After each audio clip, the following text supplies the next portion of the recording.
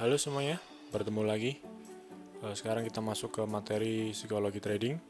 Sebelumnya kita sudah membahas tentang dasar trading, masuk ke teknik analisa, sudah juga membahas money management. Sekarang kita masuk ke psikologi trading. Menurut saya ini adalah materi yang bisa dibilang paling penting ya. Walaupun kalian tahu semuanya tentang teknik, analisa, bahkan money management sekalipun, tapi tanpa modal psikologi trading dan mindset trading yang benar, itu semua akan percuma. Nah, kenapa psikologi trading ini dianggap penting? Dan apakah lebih penting psikologi trading ini daripada money management, risk management, dan strategi atau teknik analisa? Nah, menurut saya psikologi trading ini jauh lebih penting dari apapun ya. Dari teknik analisa, risk management, bahkan money management sekalipun. Mungkin beberapa orang menganggap, money management itu yang paling penting. Tetapi bisa saya tekankan, bisa saya katakan di sini bahwa money management sebaik apapun, risk management sebaik apapun, tanpa psikologi trading yang matang, tanpa mindset trading yang baik, kalian tidak akan bisa mematuhi rules yang bahkan sudah kalian buat sendiri di awal. Mematuhi rules dan mematuhi money management yang sudah kalian buat di awal itu membutuhkan yang namanya psikologi trading. Di dalam real market, mindset kalian, psikologi kalian benar-benar akan digembleng habis-habisan, dan nyatanya beberapa trader, bahkan banyak trader, kesulitan mematuhi rules yang sudah mereka buat sendiri. Nah, bagaimanapun manusia tetaplah manusia. Manusia menggunakan emosi dalam setiap melakukan apapun itu. Nah, itulah yang menyebabkan kenapa banyak trader gagal, yaitu kebanyakan trader memasukkan unsur emosi dalam trading mereka, yang mana itu kurang baik sebetulnya. Memasukkan unsur emosi dalam trading itu akan mempengaruhi rules yang sudah kalian buat sendiri dan cenderung akan mendorong emosi kalian untuk melanggar rules yang sudah kalian buat. Nah, jadi pada kesempatan kali ini saya akan membahas beberapa masalah atau penyakit psikologi yang sering dialami oleh trader. Sebenarnya setiap trader itu memiliki masalah psikologi sendiri-sendiri ya. Ada yang greedy atau serakah, tamak gitu ya. Ada juga yang takut rugi dan macam-macam lah intinya. Kalau bisa sih saya 50% dari training ini atau kursus ini saya bahas tentang psikologi. Tapi karena ini cenderung dalam tanda petik membosankan, ya saya masukkan psikologi trading ini di akhir bab ya. Tapi pastikan kalian mengikutinya sampai akhir karena saya akan membahas penyakit-penyakit psikologi yang sering dialami oleh trader. Nah, yang pertama akan saya bahas ini adalah loss aversion. Loss aversion dalam bahasa Indonesia berarti tidak mau kehilangan ya, atau takut kehilangan. Nah, apa itu? Nah, bunyi teori dari loss aversion ini adalah begini. Teori utamanya, loss memiliki dampak negatif lebih besar daripada profit dengan jumlah yang sama, atau 2 kali lebih besar. Nah, maksudnya gimana? Dampak negatif yang ditimbulkan dari kerugian itu 2 kali lebih besar daripada kita memperoleh keuntungan dengan jumlah yang sama. Contoh, ketika kita mendapatkan uang $100 dengan ketika kita kehilangan uang $100, itu dampaknya 2 kali lebih besar kita kehilangan uang $100. Nah, contoh grafiknya di sini ya. Coba kita zoom ya. Nah, contoh garis merah ini atau panah merah ini adalah jumlah nominal kehilangan kita. Di sini 100, katakanlah $100 ya. Kita sama-sama mendapatkan $100 atau kehilangan $100. Ketika kita mendapatkan $100, panah vertikal ini adalah dampak yang dihasilkan. Ketika kita mendapatkan $100, dampak yang dihasilkan setinggi ini. Tapi ketika kita kehilangan $100, dampak negatif yang dihasilkan adalah 2 kali dari dampak positif dari kita mendapatkan uang $100. Contoh lain. Contoh, awalnya kalian tidak punya mobil ya. Tiba-tiba kalian mendapatkan hadiah mobil. Maka kalian senang kan? Nah, lalu katakanlah kalian pergi jalan-jalan dengan mobil ini. Jalan-jalan, lalu kalian parkir, lalu ketika kalian kembali ke parkiran, tiba-tiba mobil kalian hilang. Nah, rasa kehilangan yang kalian terima itu 2 kali lebih besar nilainya daripada ketika kalian mendapatkan mobil. Padahal kalau di logika, ya, dari kalian tidak punya apa-apa, lalu dapat mobil, lalu kehilangan. Harusnya kan resultannya 0 kan, jika dijumlahkan. Tapi logika manusia tidak bekerja seperti itu. Logika manusia, ketika mereka kehilangan, akibat negatif yang mereka terima adalah 2 kali dari dampak positif dengan jumlah yang sama. Maka kalian sangat sedih ketika kalian kehilangan mobil hasil hadiah itu. Oke, kalau kalian ingin membaca penelitian ilmiahnya secara lebih jelas, kalian bisa searching di Google dengan kata kunci loss aversion example. Lalu kalian klik di sini web di paling atas ya. Oke, jadi di sini ada beberapa contoh kasus loss aversion ya, dan beberapa bab pembahasan di sini. Yang pertama ada loss aversion dalam mental accounting. Lalu ada juga loss aversion dalam marketing. Lalu alasan kenapa manusia loss aversion, dalam arti kenapa manusia kok takut kehilangan. Lalu di sini juga ada jurnal ilmiahnya kalau kalian ingin membaca secara lebih lengkap dan secara lebih akademis ya. Nah, pertama akan saya jelaskan dulu di sini loss aversion secara mental accounting ya. Biar lebih jelasnya coba saya terjemahkan dulu ya. Ya. Oke, pertama kita membahas takut kehilangan atau loss aversion dalam mental akuntansi ya. Di sini di web ini diberikan contoh ketika kita membeli saham seharga 1.000 euro ya di sini. Tetapi ketika saham turun, katakanlah 10% di sini, secara psikologis manusia tidak suka melihat kerugian. Jadi ketika saham turun 10%, mereka menganggap begini, ketika mereka menjual sahamnya berarti mereka rugi. Selama mereka belum menjual sahamnya, berarti mereka masih untung. Padahal itu merupakan suatu anggapan yang salah. Mau dijual mau tidak dijual, ketika saham turun ya mereka rugi sebenarnya, ya kan? Lalu di sini beri contoh kedua tentang misalkan kalian memiliki sebuah perusahaan. Perusahaan kalian menginvestasikan sebanyak 100.000 euro untuk membeli perangkat lunak baru atau software baru ya. Katakanlah untuk komputer kalian atau untuk mesin kalian gitu.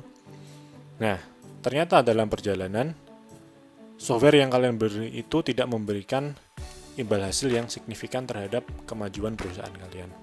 Tetapi karena mental tidak mau rugi tadi, kalian tidak mau menjual software tersebut secara second kepada pihak lain. Karena kalian menganggap ketika kalian menjualnya berarti kalian rugi. Padahal tidak dijual pun kalian sudah rugi secara operasional begitu kan. Nah, itu merupakan salah satu mental loss aversion ya, atau takut kerugian. Nah, cukup menarik ya, tadi kita membahas tentang loss aversion dalam jual beli saham, yang mana sangat relate dengan kita sebagai trader forex ya.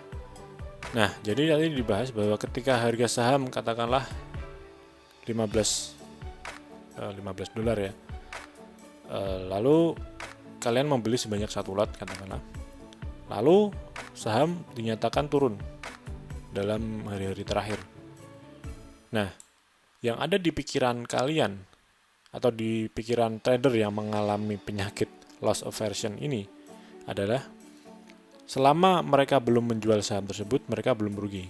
Padahal kenyataannya yang namanya harga turun ya mau tidak mau kalian sebenarnya sudah rugi. Apa jaminan bahwa harga akan naik lagi? Nggak ada. Bahkan mungkin harga bisa turun lagi. Maka menahan kerugian atau merelakan kerugian skala kecil itu jauh lebih baik daripada kita mengalami kerugian yang lebih besar. Tapi psikologi manusia tidak mau menerima itu karena mereka dikendalikan oleh emosi. Lalu kasus kedua ya yang sering terjadi, yang saya amati ya, katakanlah seorang trader membeli saham atau membeli saham lah pada harga $10 sebanyak 1 lot. Lalu harga naik menuju $15. Nah, secara teori sebenarnya kalian sudah untung kan di sini. Nah, lalu di hari berikutnya saham turun. Nah, turun di sekitar $12 ya. Nah, di sini banyak trader yang mengalami loss aversion menganggap bahwa mereka sebenarnya sedang rugi. Loh, awalnya $15 kok sekarang turun jadi $12. Wah, rugi nih. Kalau aku jual di sini pasti rugi. Mereka menggunakan titik acuan ini sebagai dasar kesimpulan bahwa mereka rugi. Padahal secara logika sebenarnya mereka untung jika titik acuan mereka adalah $10. Begitu juga dengan trading forex ya. Ketika kita sudah floating profit gitu ya, lalu harga kembali lagi. Nah, kita merasa enggan untuk meng-close posisi kita karena anggapan kita bahwa wah tadi hampir untung segini, sekarang harga balik lagi. Eman-eman kalau di close gitu. Nah, itu sebenarnya merupakan suatu kondisi loss aversion atau takut kehilangan dengan titik acuan yang salah ya, atau bias ya. Oke, kita kembali ke sini. Ada contoh lain sebenarnya tentang loss aversion ini pada marketing ya, atau pemasaran. Kalian tentu sering melihat ya, software atau perangkat lunak itu biasanya ada masa percobaan gratis. Kalau kalian pernah menggunakan antivirus berbayar atau software-software berbayar, biasanya akan ada masa percobaan gratis. Nah, ketika masa percobaan gratis habis atau masa trial habis, biasanya kalian akan takut kehilangan ya. Dimana kalian biasa gratis, tapi tiba-tiba ini biasa menggunakan software itu tiba-tiba disuruh tidak menggunakan lagi. Maka kalian rela membayar untuk mendapatkan software tersebut. Nah, ini teori loss aversion dimanfaatkan untuk pemasaran. Nah, alasan kenapa kok manusia terjebak dalam rasa takut untuk menerima kerugian ini. Yang pertama adalah coba kita ubah bahasa Inggris lagi ya. Terikat pada objek ya. Seperti saham tadi, ketika kita sudah membeli saham seakan-akan kita memiliki ikatan dengan saham tersebut. Atau ketika kita memiliki mobil, maka seakan-akan mobil itu adalah milik kita ya. Dan kita merasa berat, merasa enggan untuk melepaskannya. Lalu ada juga alasan kedua, yaitu kita akan merasa bernasib buruk ya. Dimana ketika kita kehilangan itu kok rasanya sial gitu loh. Ketika kita close dalam posisi loss itu kok merasa sial, padahal mungkin kita hanya sial sekali dan untung 2 kali gitu kan. Ya nggak apa-apa kita loss sekali 2 kali kan, secara logika sebenarnya nggak apa-apa. Tapi manusia secara psikologis itu tidak mau disebut memiliki nasib sial ya. Nah, itulah yang menyebabkan kenapa manusia kebanyakan rugi, takut rugi atau mengalami loss aversion ini. Lalu yang ketiga adalah takut kehilangan reputasi. Nah, ini manusia cenderung menjaga reputasinya ya. Ketika mereka mengalami kerugian, dan mereka menganggap itu merupakan reputasi yang buruk. Jadi mereka trader yang mengalami loss aversion ini cenderung ingin menjaga reputasi mereka untuk selalu untung ya, 100% gitu. Atau kalau ada satu saja kerugian, mereka akan menganggap itu sebagai pencemaran reputasi mereka. Padahal juga nggak ada orang yang peduli juga, kecuali kalian adalah hedge fund ya. Bahkan hedge fund pun tidak bagus jika memiliki mental seperti ini. Bagaimanapun menjaga reputasi itu tidak harus 100% benar ya, tapi adalah standar sendiri. Oke, saya kira cukup ya teori tentang loss aversion atau takut rugi ya, takut kehilangan. Bagaimana cara menghindarinya? Ya, pertama yang paling benar adalah dengan menerapkan money management yang baik. Walaupun itu sebenarnya juga tidak cukup. Yang paling benar adalah kedua setelah menerapkan money management adalah mengakui bahwa problem ini atau penyakit ini itu ada, dan ketika itu terjadi, ketika kerugian itu terjadi, kita tidak menganggap itu sebagai akhir dari segalanya, melainkan kita melihat itu sebagai suatu sisi positif, di mana